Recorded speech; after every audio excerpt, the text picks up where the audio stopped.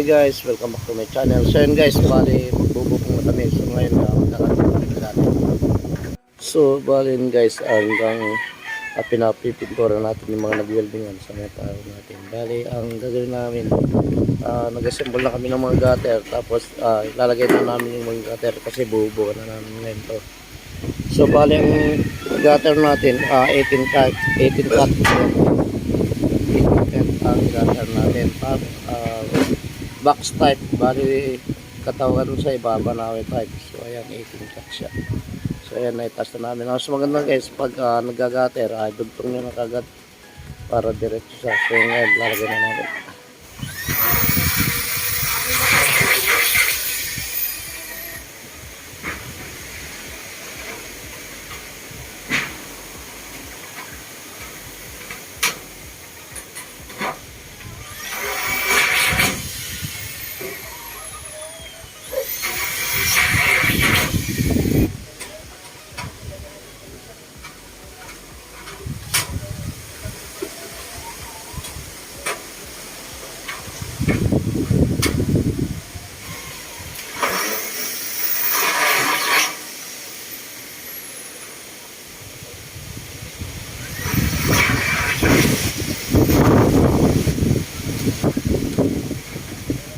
So yun guys, nakalagay na kami ng gutter. So ngayon, bubong na kami.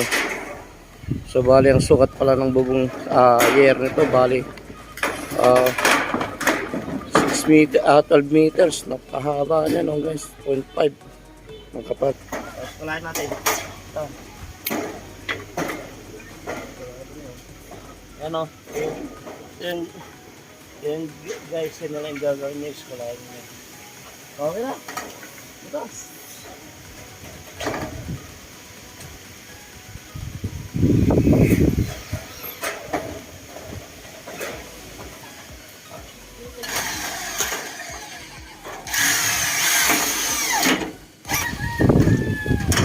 Yan guys, ang gagawin nyo lang para walang mintis yung butas na yan. Dito dito.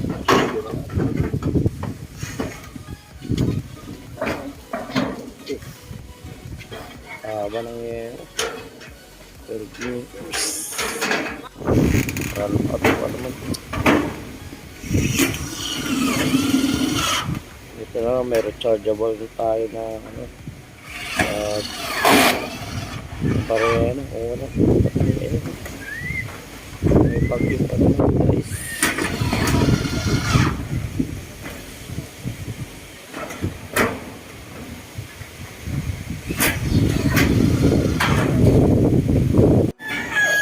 Guys, kahit umuulan, nag-iero na kami kasi may bagyo. Kailangan may kabit na namin to.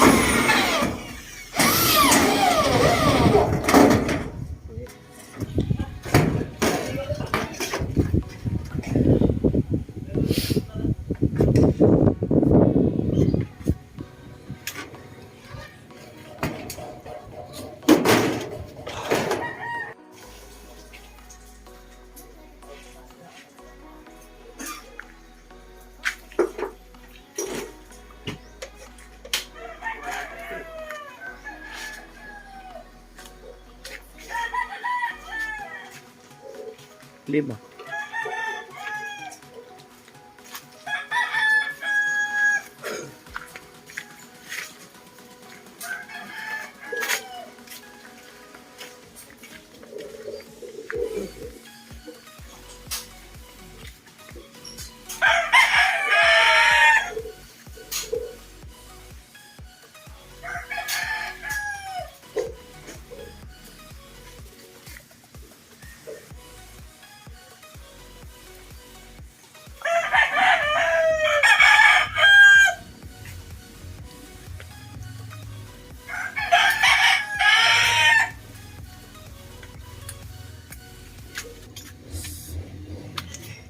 So, bali ito yung pinakalikod.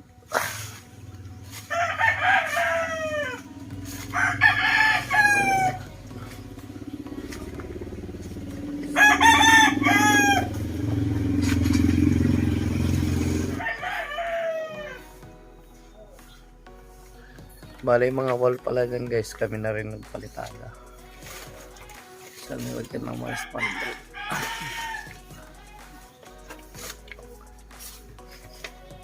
Hindi pa natanggal yung mga kaamo.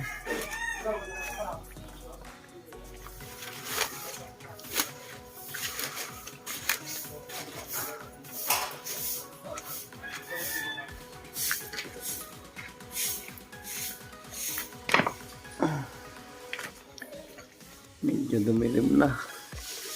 Kasi may yerohan na. So yun is yung sa pinakaloob. Bali, ang spacing pala nito guys, yung ng mga C-purlins natin, 60 cm lamang yan. So, napakalapit. Kahit kontrata natin ito guys, hindi natin tinipid. So, bali, ang inabot pala ng materials nito, nasa 160 to 170. Kasi yung ibang materials natin dito, galing sa akin. Yung mga tira natin sa kontrata, tulad yung mga angle bar, hindi na tayo bumili. So kung dito nyo bibilhin to guys, hindi lang 160 ang abutin nito. Sa materials pa lang kasi discounted na yan, yung materials na yan, yung kinuha na natin yan. Tulad yung C-purlins na yan na 2x3 by 1.5 dito sa Pangasinan to guys. Yung mura na yung pinuntahan natin, 600 megit yan. 530 lang natin nakuha yan. Siyempre, matagal na tayong customer nung kinukuha natin. So, malaki yung discount natin. Saka yung spandrel. Bali galing Tarlac lahat guys yung materials nito. Bali ang di lang galing doon yung channel bar kasi wala tayong pagsasakyan. So, bali ang kwan pala nito, si Parlis na nabos, 35 pieces. At yung 2x8 na purlins na 1.2 pa lang pala yun, pero okay naman siya. Bali 10 pieces yung naubos. So bali pala yung kontrata natin dito, bali 200, umabot ng 215. So konti lang rin naman yung naging kon natin, ayos lang naman. Bali ayan nakatipid lamang tayo sa materials, pero sa iba natin bibilhin yan, ako walang matitira guys dahil mataas ng materials, tsaka 0.5 ang yero nyan. So yun guys, yung kabuuan ng bubong na ginawa natin. Ayan, yung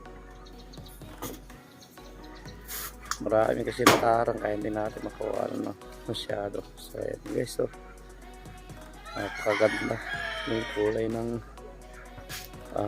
spandrel, nakabagay sa kulay gray na yero. Bali yung terrace na yan nakahang yan. Yan guys yung terrace na yan. So bali guys pala yan yung gate na kasama sa mga ginawa natin. Ayan. Matikman nyo naman. Ay salamat. Ayan, balik kasama sa mga ginawa natin guys. Yan gate. Ayan, uwi na kami. Ayan, mga sobra natin. Aero, tsaka mga plasing. Mahirap kasi yung kinukulang. So, ayan, uwi na yung mga pogi. Ayan, oh. Uwi na yung pogi. So, yun ang ginawa namin. So yun guys, bali nakatapos na naman kami ng isang project dito sa may Binalonan, Pangasinan. So kung gusto nyo yung video natin, pakalik ng video natin, pinatun nyo rin notification bell para ma-update kayo sa mga video natin at pag-subscribe na rin. Maraming salamat guys.